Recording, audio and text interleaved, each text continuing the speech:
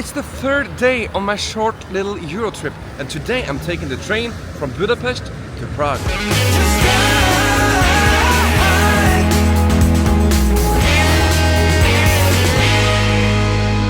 I started my short little adventure here in Budapest. I took the Flixbus to Slovakia. I experienced a country I never visited before, and I took the train all the way to Bratislava and went back to Budapest. And today I will go with the train to Prague. Both these places are one of my favorite cities in Europe. They're so beautiful, great architecture, and both the cities are divided in two by Donau, the river. So right now I'm standing in a big crossing, and here you have the long trams passing every minute. There is buses everywhere, and below me there is even a metro. But I heard from my colleague that this area is not the best in the city, so I will try to get away from here. And I also only have 40 minutes until my train departs. The rumor says that still there is some of the Icarus buses going around here, and I would love to try them out. Oh, look at this fun hole!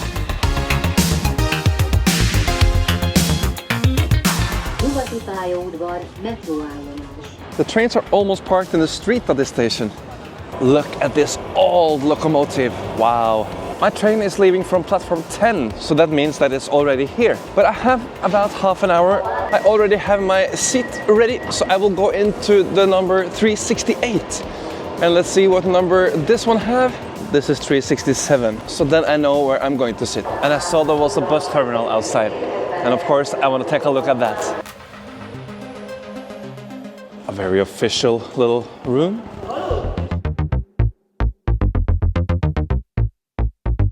You can find a lot of the Connecto in Budapest, and for me it looks 100% like the Citaro. It's just the headlamps and the backlights that is different.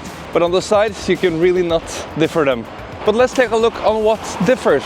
In the back you will have these kind of rounded lights, and also on top you will have some rounded lights. And you can also see the front is different. The lights are placed above each other, and you have the Connecto logo and the star of Mercedes-Benz in the middle. Another difference I can see is the windows, because you can slide them open. On the Citaro you only have the top piece of the window that you can flip down, but here you can slide the windows to the side. But that's probably just a customer specification, because I see also this Citaro has the sliding windows. So it's just basically the front and the back, and probably the price is lower. Is it the engine size? Is it the interior? I wonder what differs the Connecto and the Citaro. If you know, leave us a comment. The oldest bus I'm probably going to see today is the Volvo 7700. This is one of the first generations of that bus, and some is still running. It's just so sad that I can't see any Icarus buses here today. And again, I'm lying. Look here, it's an Icarus. But I have to disappoint you. It is the modern version of it. The side panel of the Icarus reminds me a lot about the Volvo 7700, which is standing next to him. I will try to make a shot so we can combine them. It's something with the side panel that looks the same. But this Icarus has the AdBlue, so it cannot be too old. But look at this old steering wheel. It looks really like an old classic bus.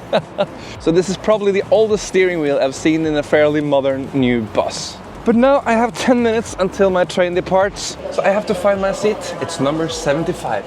Oh, it's these cabins things. These kind of cabins are very old-fashioned. I feel like this was what we had back in the 60s, in the 70s, long before I was born. And many of the countries took them away because we like the open environment. We can look at people and there is much to see around you. Here I feel you are getting more trapped somehow, but maybe it's just because I'm not used to it. So I just have to try it out and see how it works for me. The trip is 6 hours and 45 minutes, and it had a price of 122 or 3 euros. It's a quite expensive train trip, especially when I paid 18 for the long trip in Slovakia and upgraded myself for 7 euros. I paid 25 euros for a first class ticket. Now I have to pay 100 euros more to sit in a cabin I'm not excited with. Let's get it going. It's a bit noisy, it's a lot of fans going, but I don't feel any air conditioning, so let's see if this heat will continue. Tables, I can work if I want to, I can flip them out. So let's see if I get company or if I can have one of these by myself. The only time I really enjoy a cabin on a train is when there is a sleeper. I can just lay down in my bed and wake up well rested in my destination. But one thing I didn't do, I didn't go and check the locomotive. I always do that.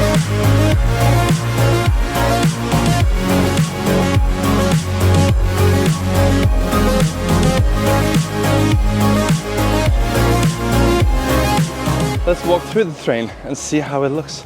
Now I'm entering the first class. And for those of you that saw the last episode, when I crossed Slovakia with the train, this is the same standard as I had on that trip. The plan, we're going to Brno, Bratislava, and then to Prague. Here we have the lift for both cargo and for wheelchairs, I guess.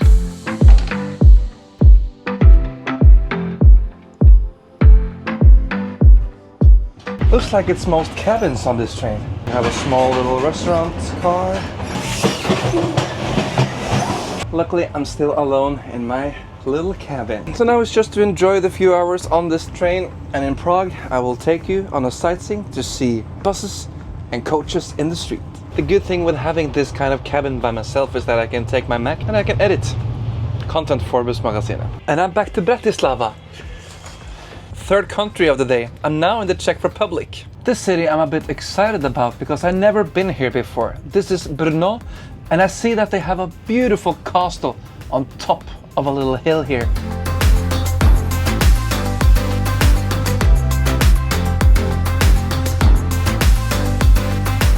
We are arriving.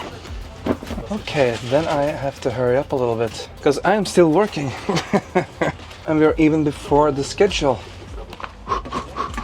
Okay, like this.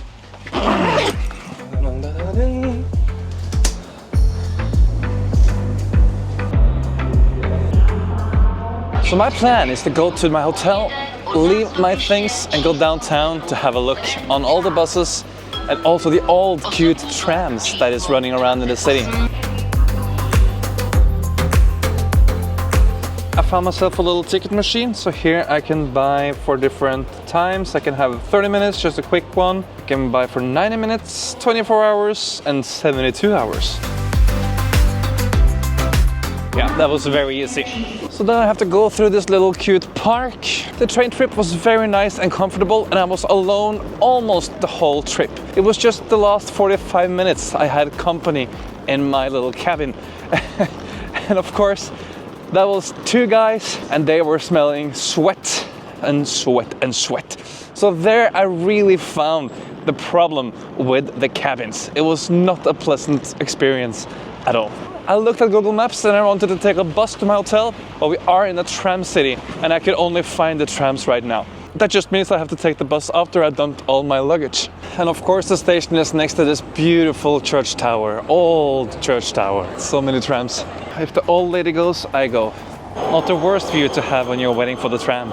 I'm fascinated about that it's a one-way driven tram system here. I'm used to the tram system where the driver walks out of the tram, walks to the back and just reverse it. Here you have to make circle turns to make it go around. And if you are a tram enthusiast, Prague is definitely the city for you. It looks like this tram is a school tram, so you can learn how to drive it. If I would be a tram driver here, I would prefer the old ones. They are so cool. And now I see mine in the far distance. It's a modern one. So I have to find a way to stamp my tickets. Oh, there it is. And the ride takes about 15 minutes. So now I'm in a part of Prague I never visited before. Apparently I'm going just 5 minutes from here. But on the 15 minutes I was on this tram, I had a great view. We were passing the Donau. I could see the most famous bridge, Karlsbron, as we say in Norway. And so many beautiful buildings. But I didn't see one single bus. Ah, there we have one. This is the first bus I see since I arrived in the city. So that means I can go out with a bus later on. Articulated bus from Sor. Even a shorter bus from Sor. Now I can see my hotel. And they even have a bus parking for the hotel. Looks like they have a cable car in this hotel. I'm curious. Floor 8. There's the cable car. So now just a quick shower and then let's go and explore the city. My aim is now to find a bus and I will go towards the city center. There is still some hours left of the daylight. But since the train didn't have a restaurant car today, I'm really hungry. I didn't eat since nowhere. I didn't eat anything.